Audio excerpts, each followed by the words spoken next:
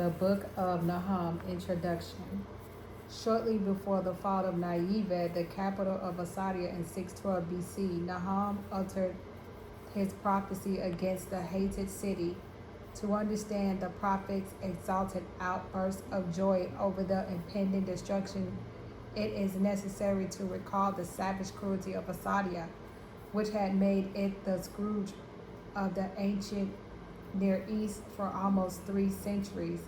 The royal inscriptions of Assyria afford the best commentary on Nahum's burning denunciation of the bloody city.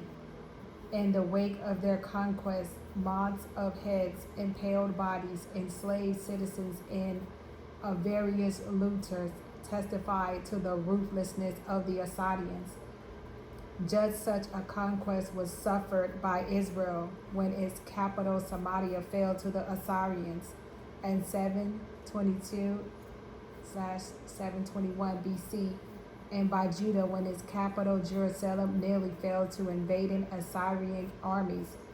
20 years later, little wonder that in 319 Judah is shown as joining in the general outburst of joy over the destruction of Nineveh, but Nahum is not a prophet of unrestrained revenge.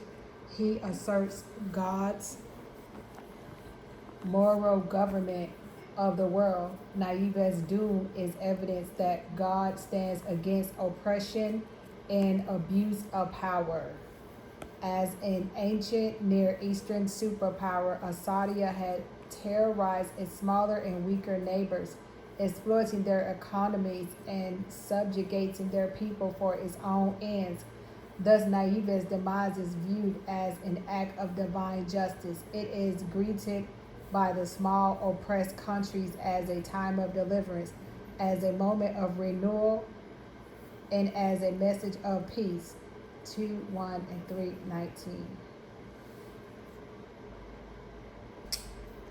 The book is divided as follows. 1. God's terrifying appearance. 1-2-8. 2. Nineveh's judgment and Judah's restoration. 19-21. 3.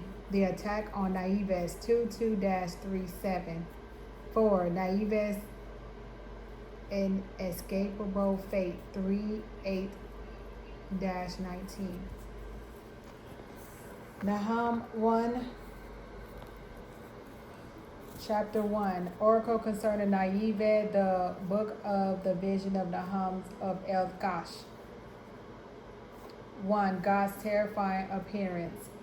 A jealous and avenging God is the sovereign creator of the universe. An avenger is the sovereign creator of the universe, full of wrath. The Holy One takes vengeance on his adversaries and rages against his enemies. The Holy One is slow to anger, yet great in power. The Holy One will not leave the guilty unpunished. And storm wind and tempest he comes, and clouds are the dust at his feet. He roars at the sea and leaves it dry. And all the rivers he dries up. Laid low are Bashan and Carmel, and the bloom of Lebanon withers. The mountains quake before him, and the hills dissolve. The earth is laid waste before him, the world and all who dwell in it before his wrath. Who can stand firm, and who can face his blazing anger? His fury is poured out like fire, and boulders break apart before him. The Holy One is good to those who wait for him, a refuge on the day of distress, taking care of those who look to him for protection. When the flood rages, he makes an end of his opponents and pursues his enemies into darkness. 2. Nineveh's judgment and Judah's restoration.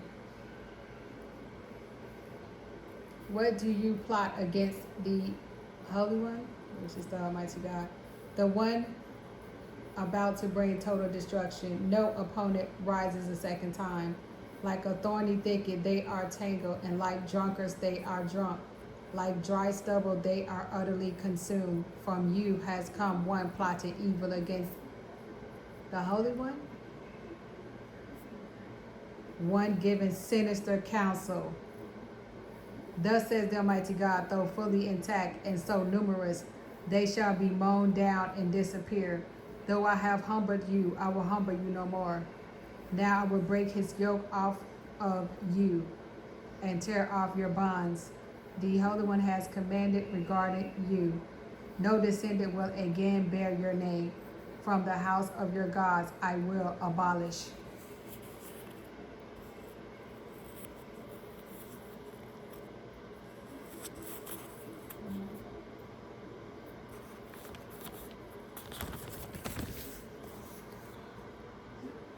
The carved and the molten image I will make your grave a dung heap. Nahum 2, chapter 2. At this moment on the mountains, the footsteps of one bearing good news, of one announcing peace. Celebrate your feast, Judah, fulfill your vows, for never again will destroyers invade you. They are completely cut off. 3. The attack of Nineveh, one who scatters, has come up against you. Guard the ramp, watch the road, brace yourself, marshal all your strength.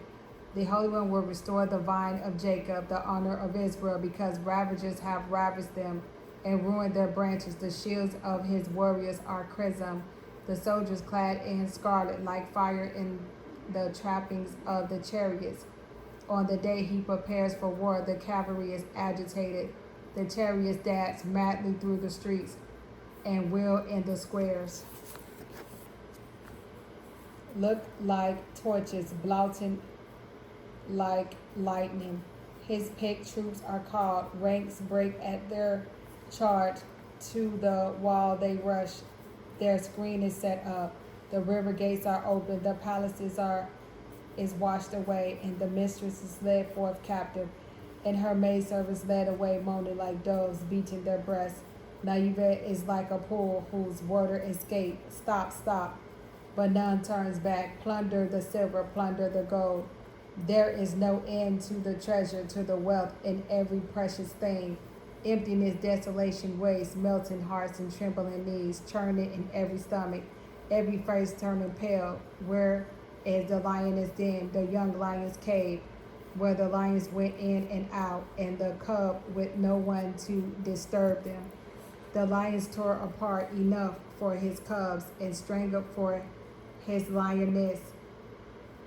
He filled his lairs with prey and his den with torn flesh.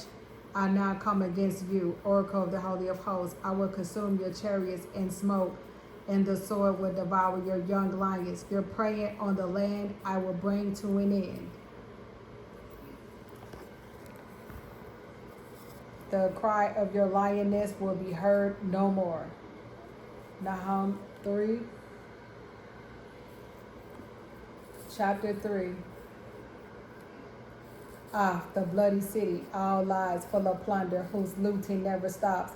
The crack of the whip,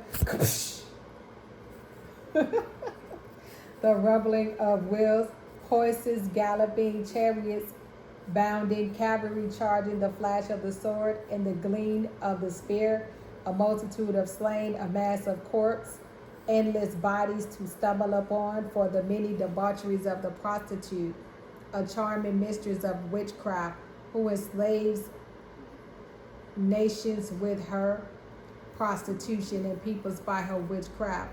I now come against you, Oracle of the Holy of Hosts, and I will lift your skirt above your face, and I will show your nakedness to the nations, to the kingdoms your shame, and I will cast filth upon you, disgrace you, and make you a spectacle, until everyone who sees you runs from you, saying, Nineveh is destroyed.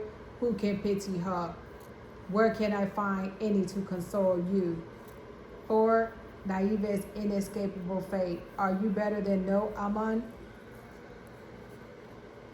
that was set among the Nile's canals, surrounded by waters, with the river for her rampart and water for her wall? Ethiopia was her strength, and Egypt without end. Put and the Libyans were her allies. Yet even she became an exile and went into captivity. Even her little ones were dashed to pieces at the corner of every street. For her noblest they cast lots, and all her great ones were put into chains. You too will drink of this. You will be overcome. You too will seek a refuge from the foes. But all your fortresses are fig trees bearing early figs. When shaken, they fall into the devourer's mouth. Indeed, your troops are women in your midst. To your foes are open wide. The gates of your land, fire has consumed their bars. Draw water for the sea. Strengthen your fortresses. Go down into the mud and tread the clay. Take hold of the brick mold. There the fire will consume you. The sword will cut you down. It consumed you like the grasshopper. Multiply like the grasshoppers. Multiply like the locusts. You have made your traitors more numerous than the stars of the heavens. Like grasshoppers that shed their skins and fly away, your centuries are like locusts, and your scribes like locust swarms, gathered on the rubble fences on a cold day. Yet when the sun rises, they vanish, and no one knows where they have gone. Your shepherds slumber, O king of Assyria. Your nobles have gone to rest. Your people are scattered upon the mountains, with none to gather them. There is no healing for your hurt. Your wound is fatal. All who hear this news of you clap their hands over you. For who has not suffered under your endless malice? Sinister malice refers to deep-seated evil intentions to cause harm, injury, or suffering to others, often driven by spite or a corrupt heart. It implies a premeditated, malevolent desire for destruction and is considered a profoundly dark human emotion. Definition of malice: defined as the intention to cause harm, such as death, injury, or property damage without legal justification. It is characterized by vengefulness, spite, and malevolence. Definition of sinister: describes something that is threatening, evil, or foreshadows harm. Contextual usage: sinister malice combined implies a particularly dangerous, dark, and premeditated form of ill will. Legal perspective: in law, this can be expressed malice, premeditated, or implied malice, inferred from actions. Cultural reference: Marvel Comics, Wikipedia. Malice is a villainous, possessive entity associated with Mr. Sinister. It represents an extreme desire to harm, often stemming from hatred or a malicious spirit, making it a synonymous with pure venom. So like a snake, they be saying eggs and the snakes. Just like the Spanish mal, this is a word for badness or evil. They even like make people like change the language, like when you speak in Spanish with ill intentions, malice.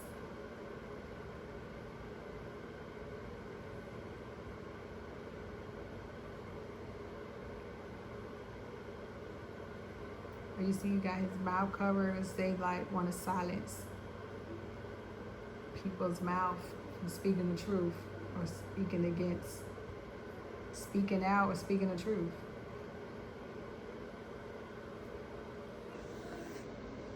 That's what I see here.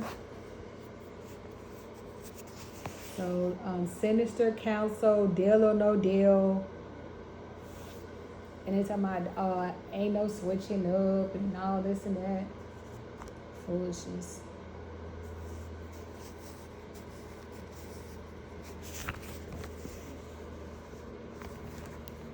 So, what is this?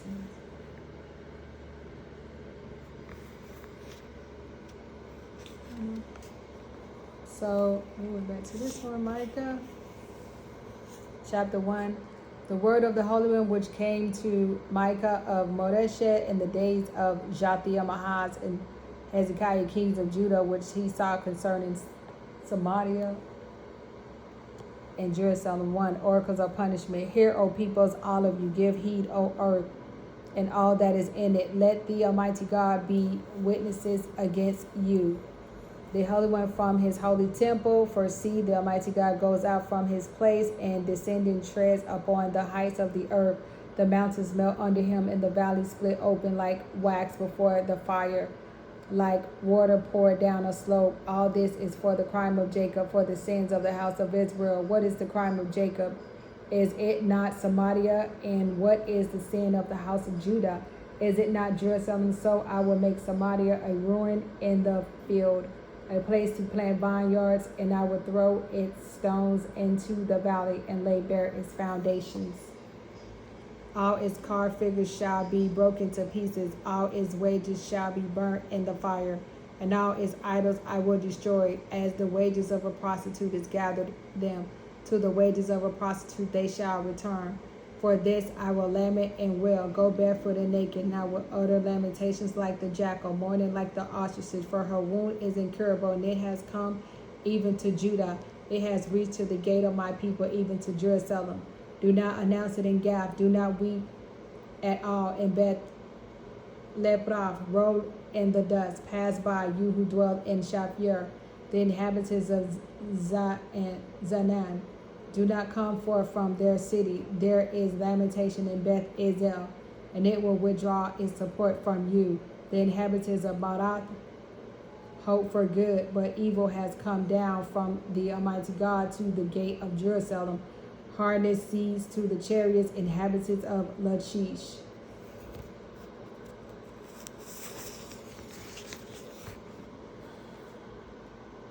You are the beginning of sin for daughter Zion, for in you were found the crimes of Israel.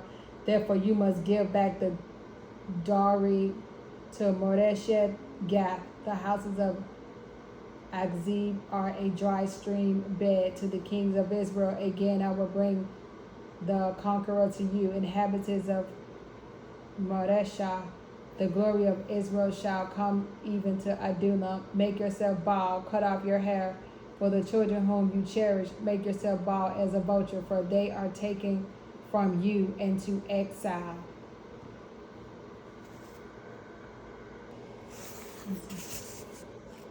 Another exorcist, the greatest in the kingdom. An argument arose among the disciples about which of them was the greatest. And the Holy One realized the intention of their hearts and took a child and placed it by his side and said to them, whoever receives this child in my name receives me, and whoever receives me receives the one who sent me. For the one who is least among all of you is the one who is the greatest. Another exorcist, then John said in reply, Master, we saw someone casting out demons in your name, and we tried to prevent him because he does not follow in our company. And the Messiah, the Holy One, said to him, do not prevent him, for whoever is not against you is for you.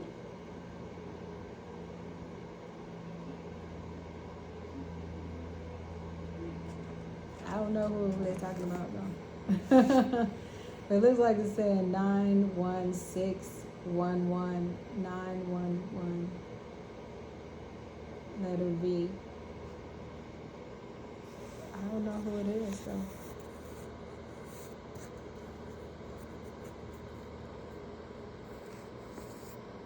It says outside. It says the two incidents focus on attitudes that are opposed to Christian disciples' rivalry and intolerance of outsiders. Something about outside.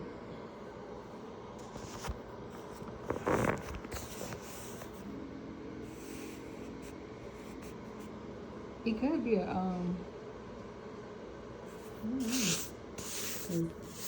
don't know who it is. This is a secret admirer because I don't know who it is. Because everybody be being mean to me. So I don't know who it is.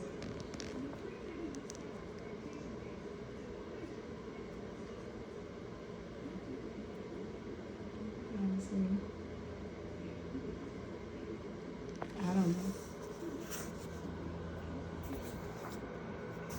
Whatever it is, the letter B is something, and 91611 or 9, 10, 11, 12. We don't know who it is. Well, be nice, because somebody is not an enemy.